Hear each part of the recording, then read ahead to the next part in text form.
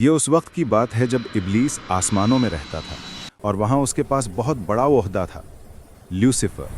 وہ اللہ کی بہت زیادہ عبادت کیا کرتا تھا۔ تبھی اللہ نے اسے ایک چھوٹا سا کام دے کر زمین کی طرف بھیجا، اور شاید یہی وہ کام تھا جس کی وجہ سے وہ مغرور بن گیا اور اس نے آدم کو سجدہ نہیں کیا۔ آخر وہ کیا کام تھا، میں آگے چل کر آپ کو بتاتا ہوں۔ جب اللہ نے آدم علیہ السلام کے جسم کو بنا لیا تو وہ 40 سال تک اسی حالت میں پڑے رہے۔ فرشتے جب پاس سے گزرتے تو اس جسم کو دیکھ کر ڈر جاتے۔ وہ سوچتے کہ پتہ نہیں اللہ کون سی نئی مخلوق بنا رہا ہے، اور ابلیس سب سے زیادہ ڈرا ہوا تھا۔ وہ جب بھی گزرتا اس جسم کو ٹھوکر مارتا، اور جسم سے ایسی آواز آتی جیسے کسی مٹی کے برتن سے کوئی چیز ٹکرانے کی آواز آتی ہے۔ ایک بار ابلیس اس جسم میں منہ کی طرف سے داخل ہوا اور پھر باہر نکل آیا۔ تب اسے پتہ چل گیا کہ یہ بہت کمزور مخلوق ہے۔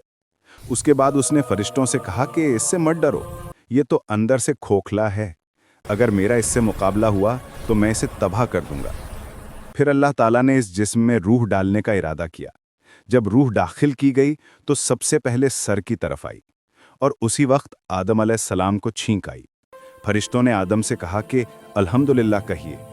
جب روح آنکھوں میں داخل ہوئی تو آپ کو جنت کے پھل نظر آنے لگے، اور جب روح پیٹ تک پہنچی تو انہیں بھوک محسوس ہوئی، اور وہ جلدی سے جنت کے پھلوں کی طرف دوڑے۔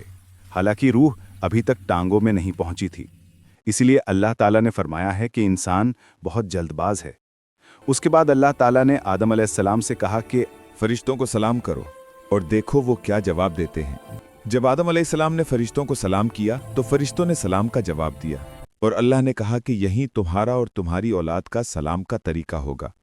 حدیث کے مطابق نبی صلی اللہ علیہ وآلہ وسلم نے فرمایا کہ حضرت آدم علیہ السلام کو جمعے کے دن پیدا کیا گیا۔ اسی دن انہیں جنت میں داخل کیا گیا، اور اسی دن انہیں جنت سے نکالا گیا، اور اسی دن قیامت بھی قائم ہوگی۔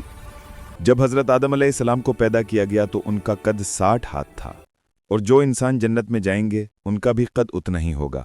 پھر آدم علیہ السلام کو پیدا کرنے کے بعد اللہ نے تمام فرشتوں کو اور ابلیس کو حکم دیا کہ اسے سجدہ کرو۔ سب نے سجدہ کیا، لیکن ابلیس نے سجدہ کرنے سے انکار کر دیا۔ جب اللہ نے پوچھا کہ تو نے اسے سجدہ کیوں نہیں کیا، تو شیطان کہنے لگا کہ میں اس مٹی سے بنی ہوئی مخلوق کو سجدہ کیوں کروں، میں تو آگ سے بنا ہوا ہوں۔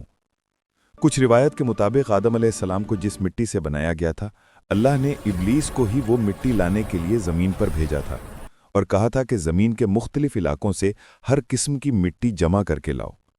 یہی وہ کام تھا جس کے بارے میں ویڈیو کے شروع میں نے بتایا ہے، اور شاید یہ بھی ایک وجہ ہو سکتی ہے کہ ابلیس کے اندر حسد پیدا ہوا ہو کہ جس مٹی کو میں اپنے ہاتھوں سے اٹھا کر لایا ہوں اسی کو مجھ سے سجدہ کروایا جا رہا ہے۔ آئی ول ناٹ آئی ول۔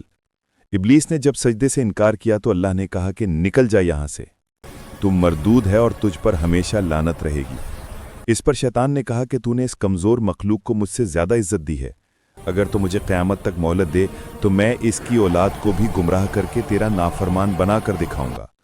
اللہ نے شیطان سے کہا جا، میں تجھے قیامت تک مہلت دیتا ہوں، اور جو بھی تیرے ساتھ میری نافرمانی کریں گے میں جہنم کو ان سب سے بھر دوں گا۔ وقت گزرتا رہا۔ ایک بار آدم علیہ السلام جنت میں سوئے ہوئے تھے۔ جب ان کی آنکھ کھلی تو انہوں نے دیکھا کہ ان کے سر کی طرف ایک عورت بیٹھی ہوئی ہے۔ وہ حیران ہو کر اٹھے اور پوچھا کہ تم کون ہو؟ تو اس نے بتایا کہ مجھے اللہ نے آپ کے لیے پیدا کیا ہے۔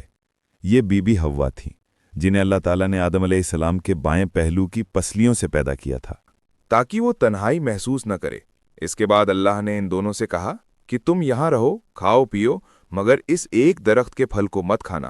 اسی طرح وقت گزرنے لگا۔ جب شیطان کو اس بات کا پتہ چلا کہ اللہ نے آدم اور حوا کو پھل کھانے سے منع کیا ہے تو اس نے انہیں گمراہ کرنے کے لیے چال چلی، اور آدم علیہ السلام سے کہا کہ کیا میں آپ کو ایسا درخت بتاؤں کہ جس کا پھل کھانے سے آپ ہمیشہ جنت میں رہیں گے اور آپ کو ایسی حکومت ملے گی جو کبھی ختم نہیں ہوگی؟ اس طرح شیطان کے بہکاوے میں آ کر آدم اور حوا نے وہ پھل کھا لیا، اور تبھی ان کے جسم کے کپڑے غائب ہو گئے اور وہ شرم کے مارے پتوں سے اپنا جسم چھپانے لگے۔ جب انہیں اپنی غلطی کا احساس ہوا تو انہوں نے اللہ سے توبہ کی اور معافی مانگی۔ اللہ نے ان کی توبہ قبول کی اور انہیں زمین پر بھیج دیا۔ محققین کے مطابق جب آدم علیہ السلام کو زمین پر اتارا گیا تو اسی وقت انہی کے ساتھ حجر اسود کو بھی زمین پر اتارا گیا تھا۔ اس کے بعد آدم علیہ السلام نے اسے ابو قبیس پہاڑ کی چوٹی پر رکھ دیا، اور یہ اندھیری راتوں میں روشن ہو جاتا تھا جس طرح چاند روشن ہوتا ہے۔ وہ دونوں زمین پر زندگی گزارنے لگے۔ وقت گزرتا رہا اور آدم علیہ السلام کے 2 بیٹے پیدا ہوئے۔ एक का नाम हाबील और दूसरे का नाम काबील था। काबील खेती बाड़ी करता था और हाबील के पास जानवर थे जो वो चराता था। उस दौर में अल्लाह के लिए कुर्बानी की जाती थी और वो इस तरह की जाती थी कि कुर्बानी की चीज़ को रात के वक्त किसी ऊंची जगह पर रख दिया जाता था और आसमान से एक आग आती थी जो कुर्बानी की चीज़ को जला देती थी और इस तरह वो कुर्बानी कबूल हो जाती थी। इसी तरह एक बार कुर्बानी का वक्त आया और दोनों ने तैयारी की। हाबील ने अपने जानवरों में से एक खूबसूरत और बेहतरीन दुम्बा कुर्बानी के लिए चुना, जबकि काबील ने अपने गल्ले के सामान में से खराब किस्म की चीज़ें कुर्बानी के लिए निकाली। रात के वक्त दोनों ने अपनी अपनी कुर्बानी अल्लाह के लिए पेश की। आसमान से एक आग निकली जिसने हाबील की कुर्बानी को जला दिया और उसकी कुर्बानी कबूल हो गई, जबकि काबील की कुर्बानी कबूल ना हुई, क्योंकि कुर्बानी का मकसद ही यही होता है कि अपनी अच्छी और खूबसूरत चीज़ अल्लाह की राह में पेश की जाए, और हाबील ने अपनी बेहतरीन चीज़ अल्लाह के लिए पेश की थी, इसीलिए उसकी कुर्बानी कबूल हो गई। जब काबिल ने यह देखा तो वो अपनी तौहीन बर्दाश्त ना कर सका और गुस्से में हाबील से बोला कि मैं तुझे कत्ल कर दूंगा। हाबील ने जवाब दिया कि कुर्बानी तो अल्लाह नेक नियत वाले की ही कबूल करता है। अगर तेरी नियत नेक नहीं थी तो इसमें मेरा क्या कसूर? मुझे अल्लाह से डर लगता है, तेरा जो दिल चाहे वो कर। उसके बाद काबिल ने हाबील को कत्ल कर दिया और ये दुनिया की तारीख का सबसे पहला इंसानी कत्ल था। उसके बाद वो बैठा सोच रहा था कि अपने भाई की लाश को कहाँ छुपाए। तभी अल्लाह ने एक कौवे को भेजा जो उसके सामने आकर जमीन को रेदने लगा। जब काबिल ने यह देखा तो उसने भी जमीन को खोदकर हाबील की लाश को दफन कर दिया। आपको ये वीडियो कैसी लगी कमेंट करके